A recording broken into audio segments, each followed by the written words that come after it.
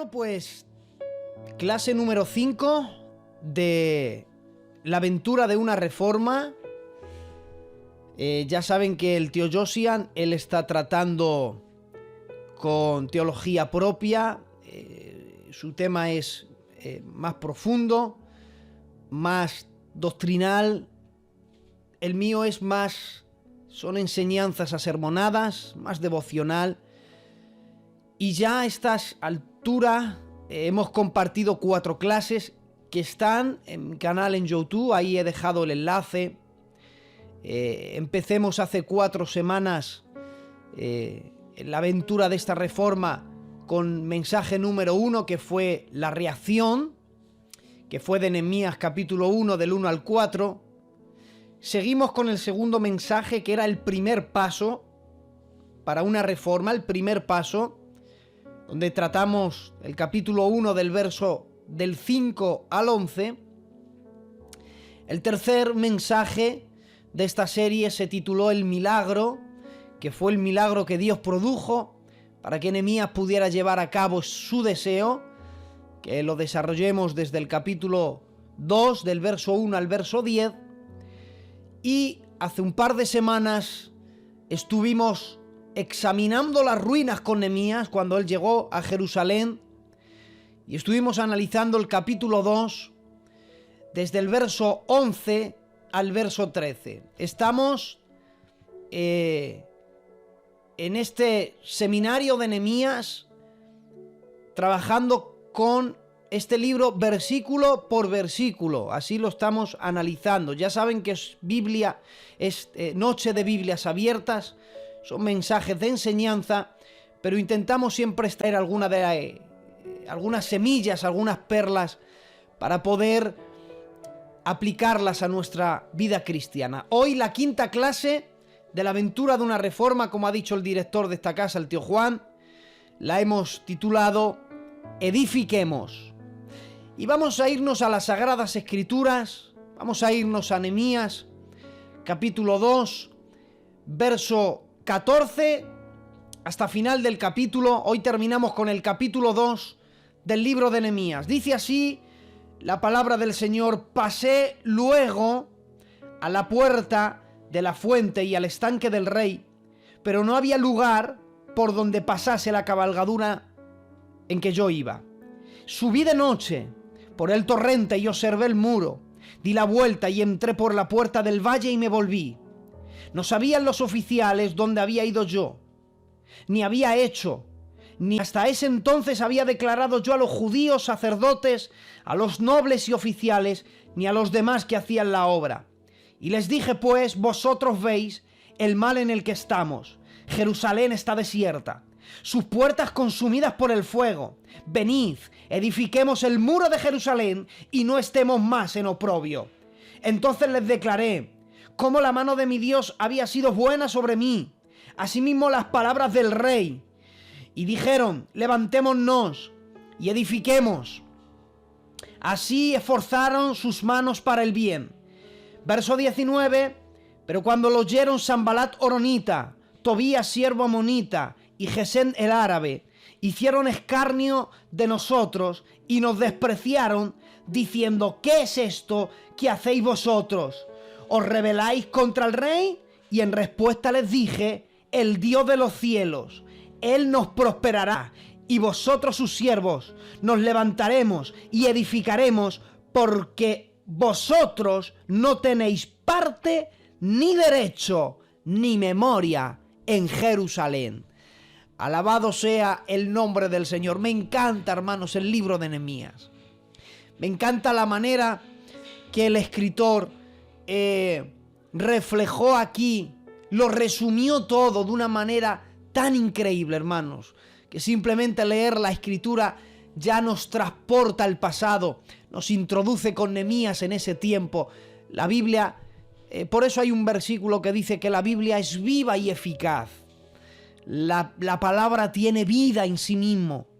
Es como un ser vivo, como un organismo vivo, que la puedes preguntar y te puede responder. Por eso la Biblia siempre te enseña cosas nuevas. Lees un texto y te enseña algo nuevo. Y lo lees al día siguiente y vuelves a ver en él algo diferente, porque la palabra es viva y eficaz. Me encanta, hermanos, cómo comienza esta clase. El versículo 14 es increíble, porque ya Nehemías ha examinado las ruinas, ha visto con sus propios ojos en el verso 13, ha visto que realmente todo lo que le contaron hace más de 4 meses atrás, resulta que era cierto. Incluso era peor de lo que le habían contado, que sus hermanos Hanani y los demás varones de Judá y Jerusalén no habían alterado nada, ni tampoco habían exagerado nada, que era verdad. Pero él, después de comprobarlo con sus propios ojos, ve la ruina en la que está Jerusalén, dice: no, hay que ponernos ya manos a la obra, hay que hacer algo. Es que es el tiempo de hacer algo, mis amados. Es el tiempo ya de levantarnos del sueño. Dice la Biblia: despiértate tú que duermes y Cristo te alumbrará. Dice uno de los textos en las cartas que Pablo escribió, creo que fue a los Efesios, uno de los versículos: despierta tú que duermes y Cristo te alumbrará.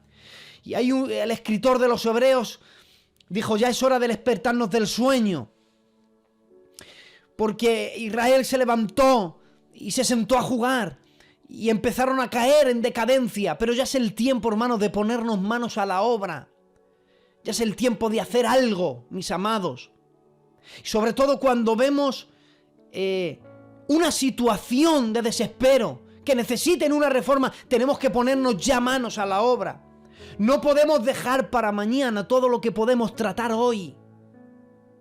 El verso 14 es interesante porque dice: pasé luego a la puerta de la fuente, al estanque del rey, pero no había lugar por donde pasase la cabalgadura que yo iba. Es interesante que cuando él llega a Jerusalén, después de 3 días que él edificó su casa, y sale por la noche, y lo resalta en 3 ocasiones, que sale de noche a examinar las ruinas, hay un detalle que dice el libro de Nehemías: no había cabalgadura en Israel, solamente la cabalgadura en la que yo montaba.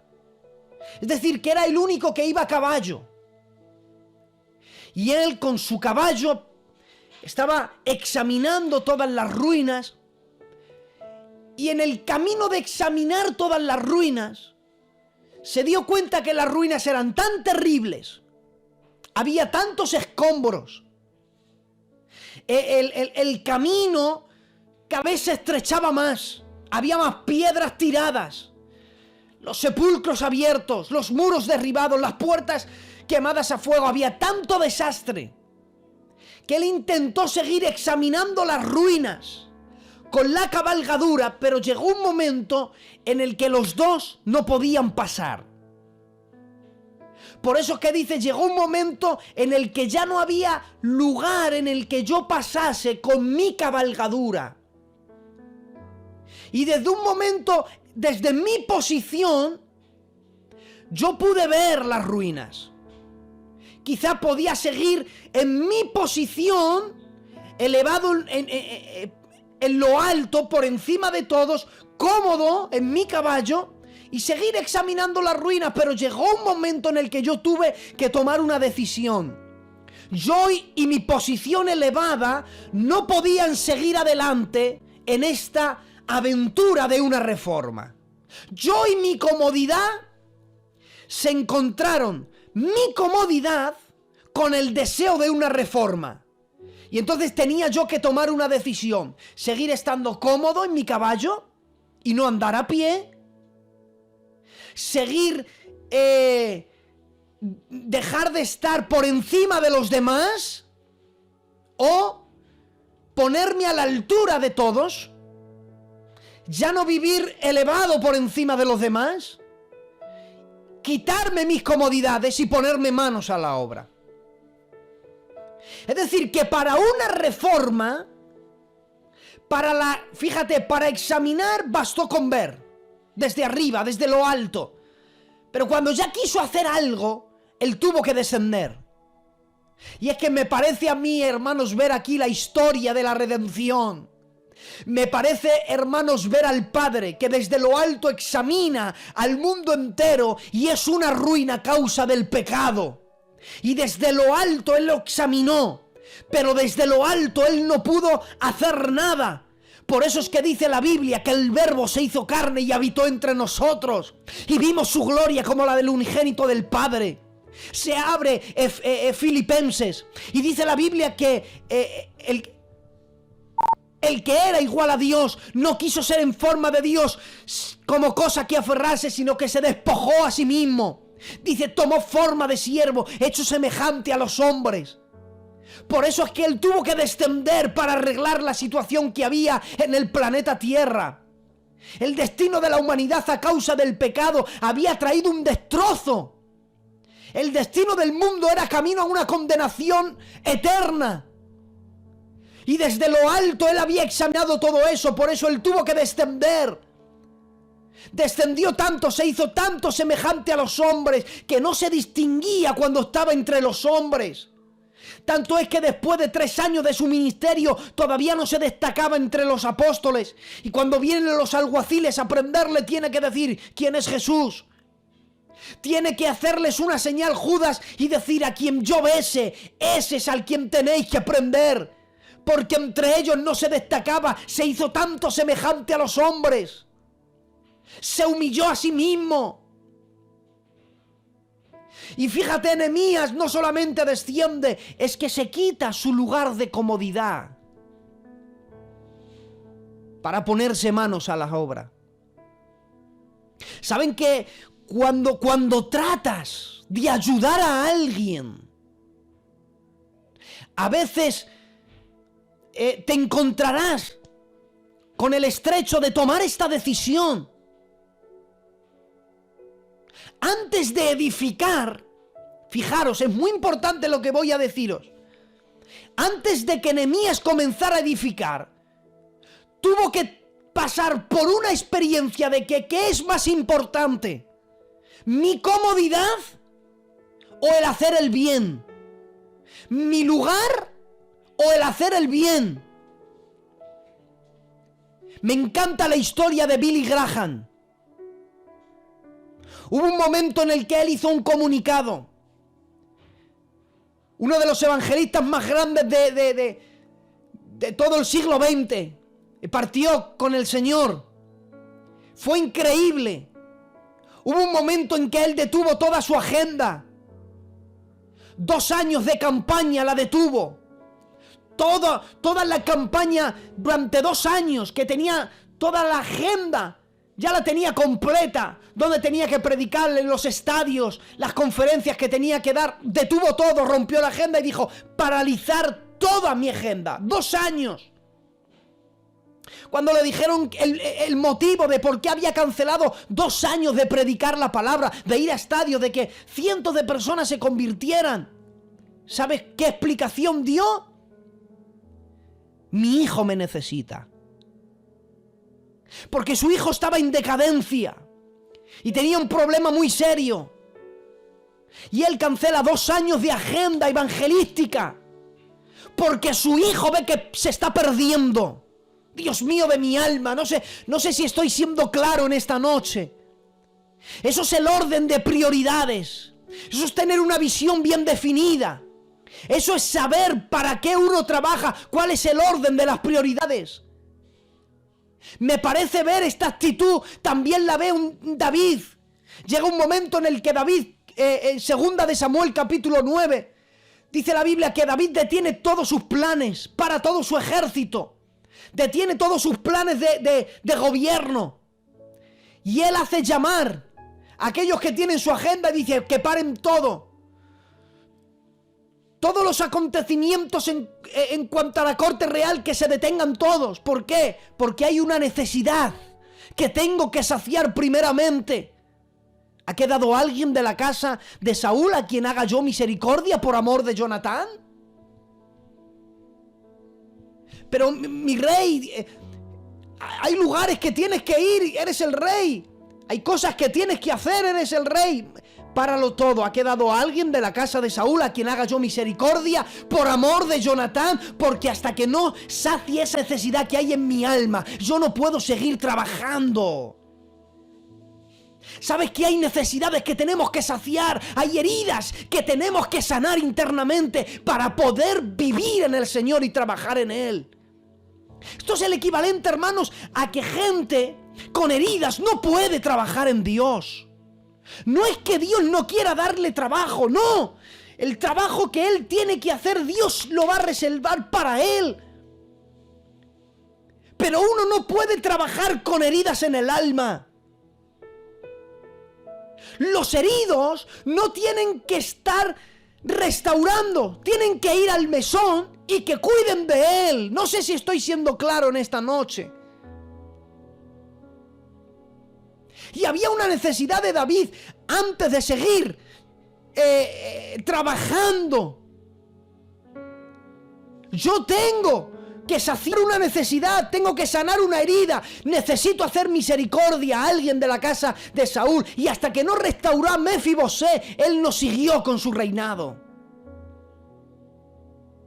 Se cuenta la historia, mira, hace 20 años oí esta historia y marcó mi vida, yo sin antes ser ministerio. Se dice, se cuenta una historia que... Se cuenta de una historia que murió un pastor. Y el día en el que estaban velándole fue en la iglesia y la gente subía y solamente tenían palabras de agradecimiento. Cientos de personas subían, lloraban. Gracias, pastor, porque cuando más te necesité, ahí estuviste. Llegaba uno, gracias, pastor, porque cuando nadie creyó en mí, yo estaba en la cárcel, venías y dedicaste tu tiempo y ahora yo estoy aquí gracias a tu labor. Y subía otro y otro y otro. Todo el mundo tenía una historia que contar con él. Pero pasó un hombre mal vestido, olía mal, tenía apariencia de vagabundo, pero entró por la iglesia, lloraba más que nadie. El lloro fue evidente, silenció a toda la congregación. Nadie se quería arrimar a él. Causaba repugnancia. Y él se tiró frente allí al ataúd y cayó de rodillas. Y empezó a llorar y nadie sabía por qué ese desconocido lloraba tan amargamente. ¿Qué tenía que decir del pastor de la iglesia? Y entonces él dijo, ahora yo entiendo por qué yo estoy así, papá. Porque cuando más te necesité, tú nunca estuviste. Tuviste tanto tiempo para otros, pero yo que fui tu hijo, nunca te importó. No sé si estoy siendo claro en esta noche. Se trata primero del orden de prioridades en una reforma.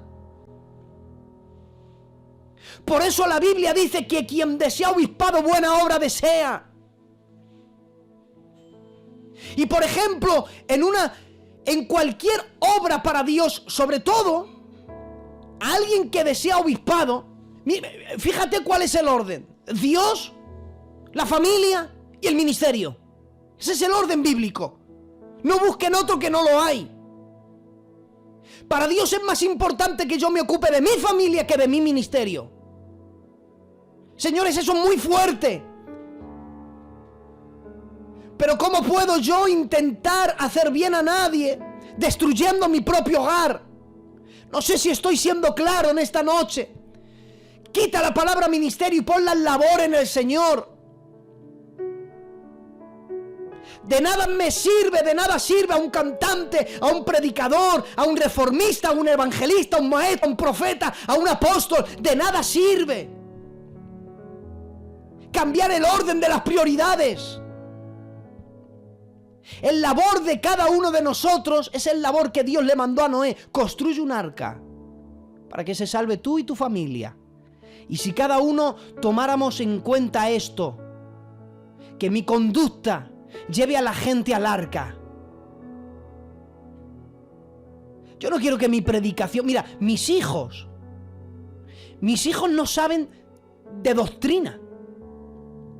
Y yo le digo, yo por ejemplo me considero un amante de la escatología. tengo mi niña con 16 años. Tengo un niño con 13. Yo le digo, enseñarme escatología. No saben. Ellos no saben de doctrina. Es que yo quiero que vean en mí antes de una enseñanza doctrinal, una conducta de amor. Eso es lo más importante de todo. Y él tuvo que decidir quitarse su comodidad y lo hizo. Y cuando él se quitó su comodidad ocurrió el verso 15, subí de noche, otra vez la palabra noche, y esto es muy importante, por el torrente, y observé el muro, y di la vuelta, y entré por la puerta del valle, y me volví. Cuando nosotros analizamos los versículos 12 y 13, y lo comparamos con el verso 15, nos damos cuenta que pasó andando por la noche, sin luz eléctrica. La única luz, la que reflejaba la luz de las estrellas. Dio toda la vuelta a Jerusalén él solo.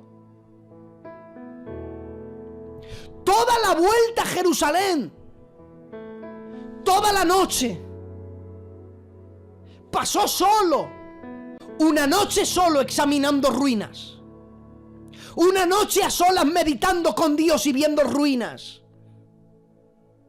Y antes de ponerse manos a la obra, el día siguiente, pasó una noche con Dios, meditando la ruina que tenían frente a él. Y ya saben que el escritor de Nehemías, él omite muchos detalles profundos. Y yo me imagino a Nehemías esa noche, hablando con Dios, como solía hacerlo.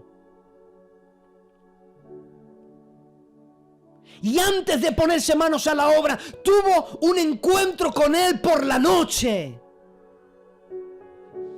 Me encanta la historia de Jacob y Esaú antes de que hubiera una reforma entre ellos, porque Esaú había jurado matar a su hermano por lo que le había hecho en el pasado.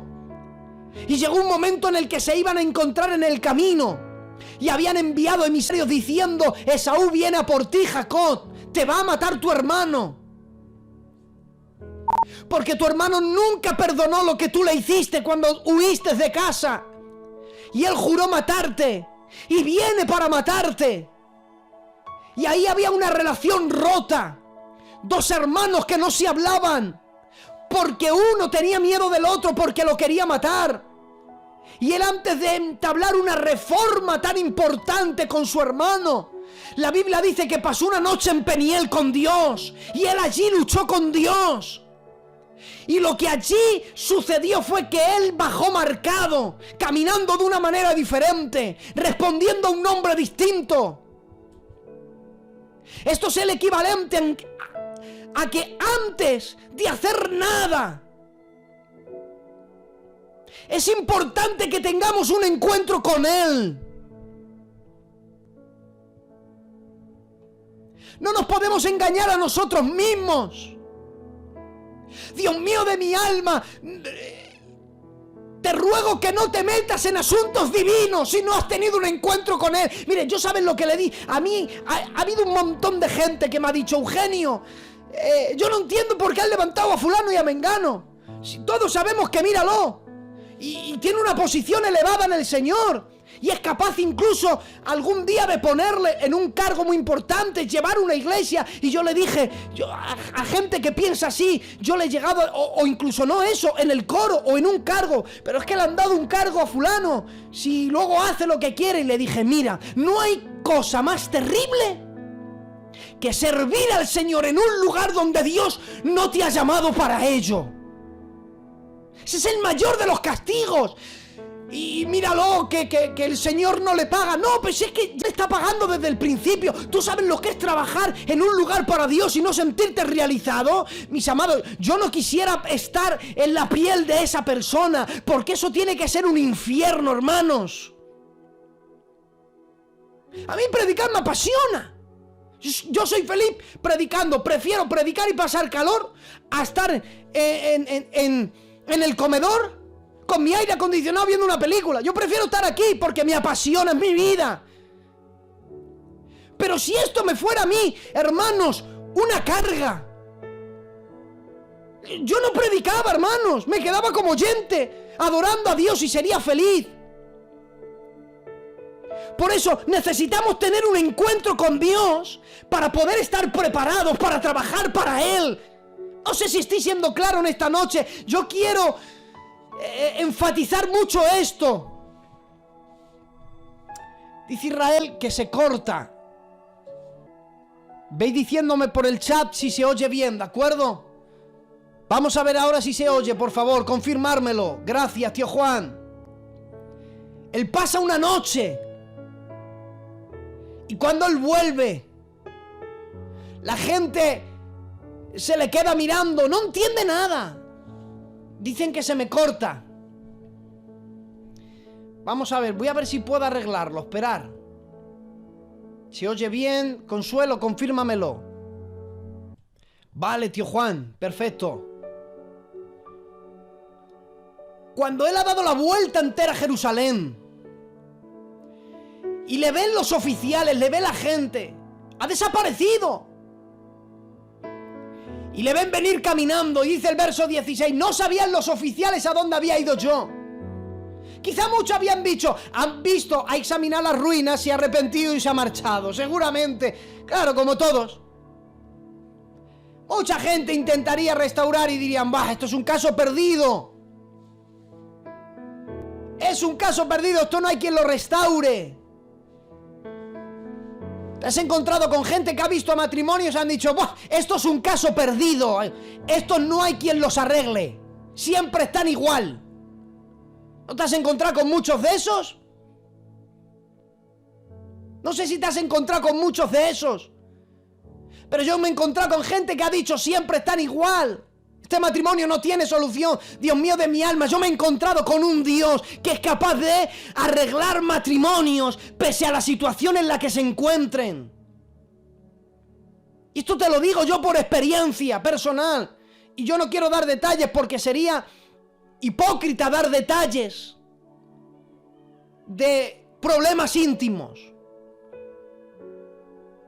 Pero yo me he encontrado con gente que le han dicho, no tiene solución, déjalos ya.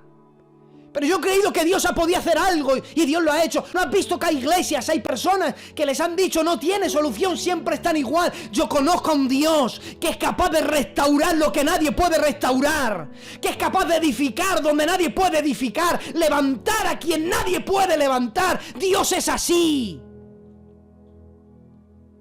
Y cuando le ven los oficiales, dice, anda, que no se ha marchado, que es valiente. Nadie lo sabía, dice el verso 16. Hasta entonces yo no había declarado nada a nadie. Pero el verso 17 les dice, y les dije pues, vosotros veis el mal en el que estamos. Jerusalén desierta, sus puertas consumidas por el fuego. Quiero por favor que resalten esta frase. Fijaros cómo comienza la edificación. Le dice Nehemías a los oficiales, sacerdotes, a todos los que estaban allí presentes, vosotros veis el mal en el que estamos. ¿Quieres ayudar a alguien? Si la respuesta es que sí, no le digas lo mal que está, que ya lo sabe. A veces cometemos un error a la hora de querer ayudar. Y es que le contamos lo mal que están. Pero en una reforma no se empieza diciéndole lo mal que está una persona, sino mostrándole el estado en el que se encuentra. Son muy diferentes. Es muy distinto a contarle otra vez lo mal que está, a hacerle ver la situación en la que está. No es lo mismo oír que ver. Él no dijo, os voy a contar cómo estáis. Dijo, no, miradlo con vuestros propios ojos. Que esto no se trata de que yo os cuente nada. Os voy a hacer ver la realidad. Cuando quieras restaurar a alguien, tienes que hacerle ver la realidad de las cosas. No hace falta machacarle más. ni empeorar su situación contándole una y otra vez cómo está. Tienes que hacerle ver simplemente la situación y ya está. Verlo con vuestros propios ojos. Esto es algo que tenéis que verlo. Escuchen, ¿sabes por qué le dice? Vosotros veis. Tenéis que ver el mal en el que estáis. Porque si una persona no ve la situación en la que está, no se le puede hacer nada. Escuchen. Ni Dios te obliga a ser algo que no quieres ser. Me encontré con una frase que es la siguiente: yo aconsejo y advierto, y si no me hacen caso, dejo que la adversidad les enseñe. Voy a volver a repetirlo. Yo aconsejo y advierto, y si no me hacen caso, pues dejo que la adversidad les enseñe. Tienes que hacer ver a la gente. Y si la gente acepta que están mal, entonces es que puedes hacer algo. ¿Veis el mar en el que estamos? Sí, tranquilos que podemos hacer algo. Claro, tenía que hacérselo ver porque el pueblo ya había entrado en un estado de decir, esto no tiene solución. Y eso es otro problema muy grande. A la hora de restaurar a alguien tienes que quitarle la mentalidad y el pensamiento de que siempre va a ser todo igual. ¿No has visto gente que dice siempre es igual? Yo estoy harto de amar, estoy harto de esto, estoy harto de lo otro, y esto no cambia, y esto no tiene solución. Tienes que hacerle ver que las cosas pueden cambiar. Eso es lo que hizo Nehemías primero. Antes de que me ayudéis, tengo que haceros ver que esto tiene solución. Seguramente le recordaron, te recordamos que ya lo intentemos. Y es que saben ustedes que en Esdras capítulo 4 verso 13 había ocurrido algo semejante. Leemos ahí, dice, ahora sea notoria al rey que si aquella ciudad fuere reedificada, los muros fueren levantados, no pagan tributo, ni impuestos ni rentas. Ya intentaron levantar los muros, pero se opuso la gente y dejaron de hacer nada. Dijeron, vale, nosotros no hacemos nada. Porque les amenazaron. Le dijeron, ¿dónde vais vosotros a levantar muros? Claro, queréis protegeros para no pagar impuestos. Aquí no hay muros. Y dijeron, vale. Porque levantar muros era un trabajo de casi 100 años, decían. Nadie se atrevía a eso. Pero tienes que hacer entender a la gente que sí pueden cambiar. Que sí hay solución, siempre hay solución. Que la cuestión no es poder, que poder siempre se puede, es que quieran. Entonces tienes que hacer entender a un matrimonio, a la gente, a un hogar, a una familia, a una iglesia, sí se puede. Y él dijo, tranquilos. ¿Veis el mar en el que estamos? Sí, es muy difícil. Es verdad que es difícil, pero no es imposible. Y aquí quiero resaltar una frase de un príncipe en el Señor, como era Basilio Motos, decía, no mires a Dios y le digas, ¿qué problema más grande tengo? Más bien mira el problema y dile, problema, te presento que muy grande es mi Dios. ¡Aleluya! No digas a Dios cuán grande es tu problema. Vuélvete al problema y dile cuán grande es mi Dios. Siempre hay solución. No te creas las mentiras del diablo. Claro que Dios puede convertir todavía gente esclava en la droga, gente en los vicios, gente alcohólica, gente que ya no quiere nada, saber nada de nadie. Todavía Dios puede cambiar esas personas. Todavía Dios puede cambiar el lamento en baile. Todavía Dios puede restaurar iglesias, reunir matrimonios, reunir familias. Dios puede, porque todavía Dios está sentado en su trono, porque no hay problema que pueda frenar a Dios, porque su mano no ha sido cortada, porque servimos al Dios Tres Santo, al que todavía puede. ¡Aleluya! Todavía no ha habido situación que haya dicho Dios, yo no quiero saber nada de estos. No quiero. Le dice Nehemías, verso 17, y vamos a la recta final. ¿Veis el mal en el que estamos? Sí. ¿Queréis ayudarme? Sí. Pues lo primero tenemos que edificar el muro de Jerusalén, dice el verso 17. Y cuando edifiquemos el muro, automáticamente no estaremos más en oprobio. ¡Ay, Dios mío! ¿Sabes por qué quería levantar primero muros? Porque ya tenían un templo. Esdras, se trata de la edificación del templo. Nehemías trata con la edificación de muros y puertas. Tenían templo, pero no tenían muro. Y en el templo adoraban, pero eran vulnerables. Porque cualquier ejército podía entrar a Jerusalén y saquear otra vez el templo y derribarlo y destruirlo. Porque no tenían muros. Porque tenían cultos, pero estaban desprotegidos. Tenían sus ministraciones, pero eran vulnerables.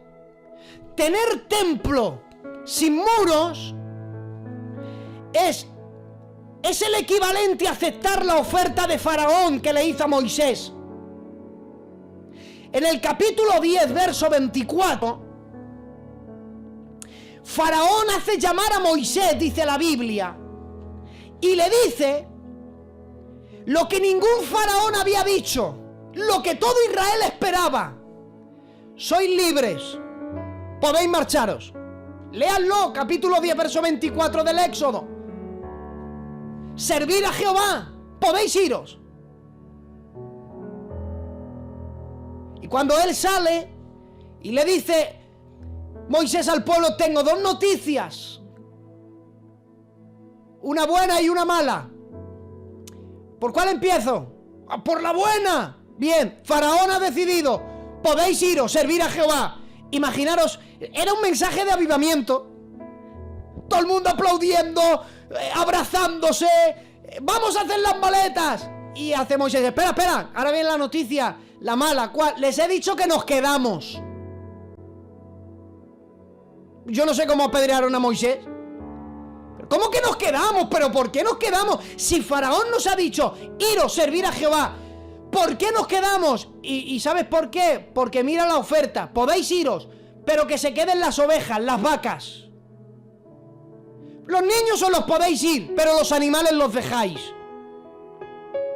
Pero Moisés, que son animales, que las personas nos podemos ir. Pero es que Moisés había entendido la oferta de Faraón: iros, servir a Dios, dejad los animales. Pero ¿y cómo sirven a Dios si se servía a Dios con sacrificios? Si no había animales, no se servía a Dios. Es el equivalente a: estáis libres. Libres, os doy libertad, marcharos. Sois libres carnalmente, pero vais a vivir presos espirituales. Esclavos en libertad. Sois libres para adorar, pero si no podemos adorar si no hay animales. Eso es el equivalente a tener un templo, a adorar estando desprotegidos. Es aceptar la oferta del diablo en una aventura de una reforma. Tú no puedes aceptar ofertas del diablo. Dios mío, no sé si estoy siendo claro o yo me estoy complicando mucho. Que no se puede negociar con el diablo. Es como, por ejemplo, intentar restaurar un matrimonio y coger al hombre y decirle: bueno, mira, tú estate con ella, aunque de vez en cuando tú te tomes tus cañitas al aire, pero tú no te vayas de tu casa. No, señor, no se negocia.